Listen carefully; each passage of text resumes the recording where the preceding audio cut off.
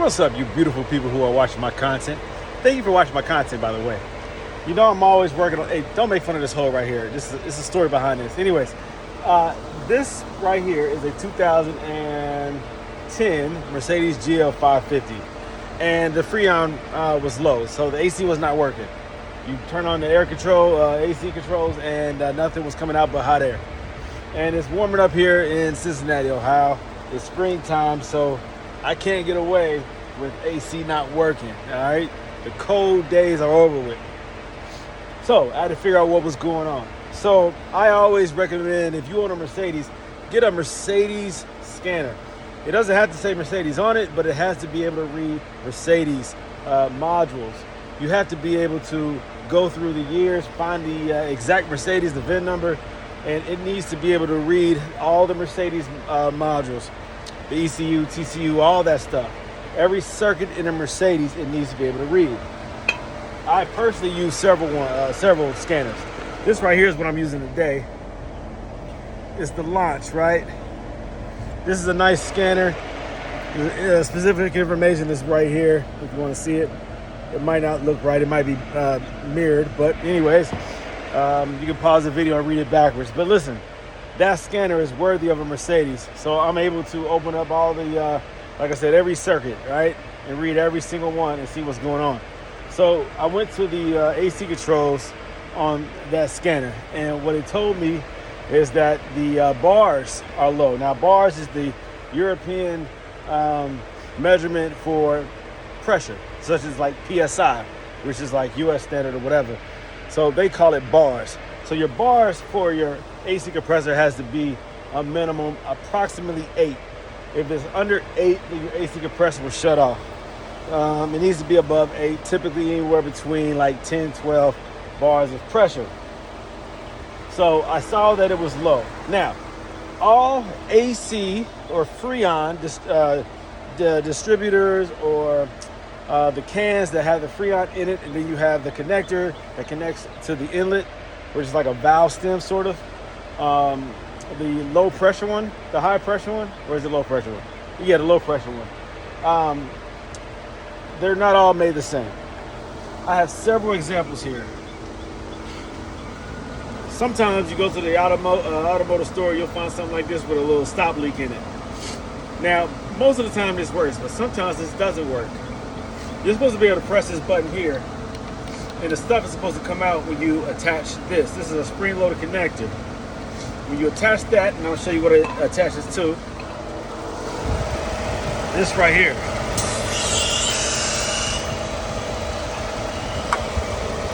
Doing this with one hand. All right. This right here is what it attaches to. You should see a cap on it like this, right? The cap screws off. That's your inlet. That's the low pressure side. That's the only side that you connect Freon to, and it sucks it in. This will not attach to the high side anyways. The high side is always bigger, has a larger diameter. So this won't connect to it anyways, all right? It only connects to the low side. Now, when you connect this to this, you pull it back and it snaps on. Make sure it's secure. In this case, after you shake the bottle or shake the can for a couple seconds, maybe 10 seconds, you're supposed to be able to squeeze on this and it's supposed to come out, right? The problem is it's not coming out. Why? Because this can is cheap and it doesn't work. Anytime there's a stop seal in here, you're increasing the risk of this not working because the stop seal is designed to fill in any air leaks in your system, right? But guess what? There's a, hold on. This thing right here pushes in and releases the compressed Freon. So when you have a stop leak, sometimes this stuff jams and it seals it and it won't come out. And that's the case with this one. This won't come out.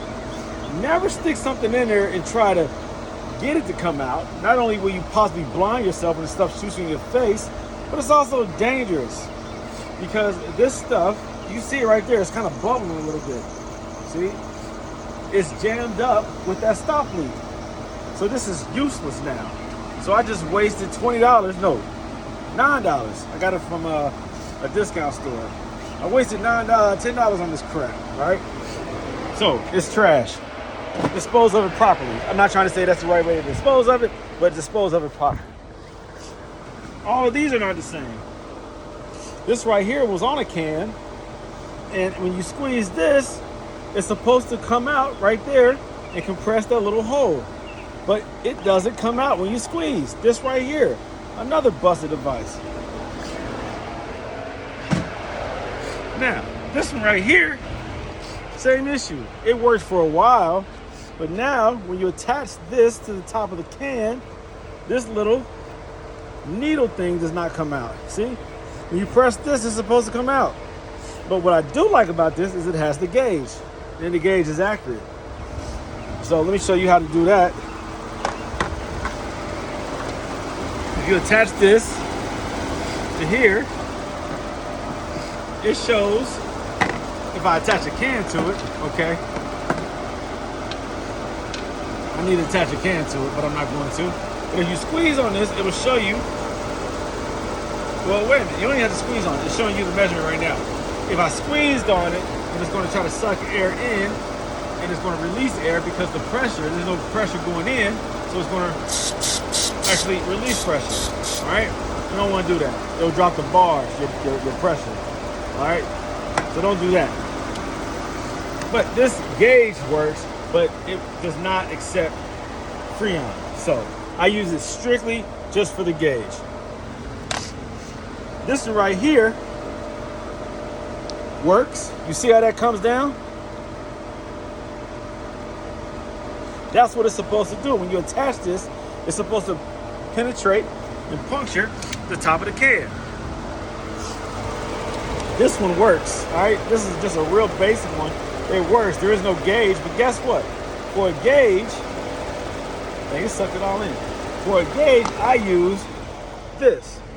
This right here tells me my bar measurement.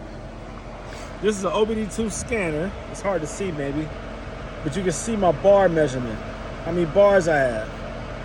I always attach my scanner to my Mercedes vehicles to get an accurate reading of how much pressure I have in my compressor.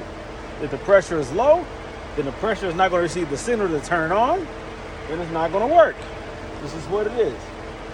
So if you live in a hot climate and you need some cold AC, and if you own a Mercedes, I highly recommend that you buy a scanner of some sort that allows you to read your Mercedes. If you go to my website, www.goldelementautoworks.com, I have several scanners. I have like 4, all of which I personally use. They're my favorite. It's an iCar Soft, it's the Launch, and then there's starts with a K. There's like 2 other ones that I really love. Those are the more advanced ones.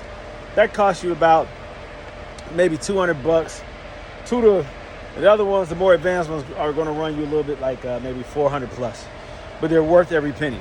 It allows you to diagnose your own car and not depend on Mercedes or AutoZone or O'Reilly's or somebody else or some shady mechanic. You can figure it out yourself so that when you go to the shop, you know exactly what you need, right? You can do your research, you can Google it, and some of these more advanced scanners, they hook up to your Wi-Fi and they allow you to actually research it from your scanner. Basically, you're looking on the World Wide Web, Google, and you're going to find out exactly what that code means. And then you're able to diagnose it. And you're able to come up with a solution. What do you need? What does it take to fix it? So then you can go into the shop with education instead of being totally ignorant and allowing them to screw you over. So if you need air conditioning, get one of these scanners, hook it up, see if that's what's going on, see if your bars are low, and add Freon. It's not that hard, guys. It's not that hard. Follow the instructions on the back of these cans. I buy these cans in bulk because they are expensive. When you need it, you got to spend $20, $30 for one of these cans. It's crazy now. But I buy them in bulk, right? A box full of them so that when I need them, I got them. I have too many cars to be scrambling and trying to figure out, I need some Freon. Where's some Freon? One time I needed Freon and no stores around here had it. They were out of stock. It was in the summer. That will never happen again. So I buy them in bulk. I go to Amazon like everybody else does. All right. So that's my little tutorial on how to add Freon to your Mercedes. Again, this is Mercedes specific. I don't know about other cars or other manufacturers, makes and models. I do know that Mercedes, though, it works. All right.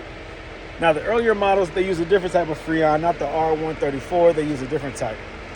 I can't speak for those right now, but I'm referring to the modern AC compressor system that requires R-134. All right. So if your AC doesn't work, try to diagnose it yourself, because this is the time of the year when all the shops make big money, because all of a sudden everybody's Freon is out or low, or the AC doesn't work. And oftentimes coming out of the winter time is when that happens. I don't know why. It's just what it is. Winter time, you're not using your air conditioning. Springtime is when you need it, and the bars are always low. It's like that. It's happened on, I think, on like 4 of my Mercedes. I had to do that on my 3 of them. I had to do it on the G-Wagon. I had to do it on 2 of the GL550s. It's just what it is, man. It's just what it is. So maintain your cars, man. Take care of them, and they'll take care of you. All right. Put this back together real quick. All right. Cool. Why did I have this removed? Because I was checking something else. Don't worry about it. Again, that's your low pressure, all right? Low pressure. Low pressure. Yep, that's right. I fix my own stuff so I don't have to worry about or pay somebody else to do it. And I don't have to worry about being lied to. Diagnose your own car yourself and you'll save more money. All right, more tips coming from Brandon Green, owner of Gold Up and Autoworks. I got more work to do.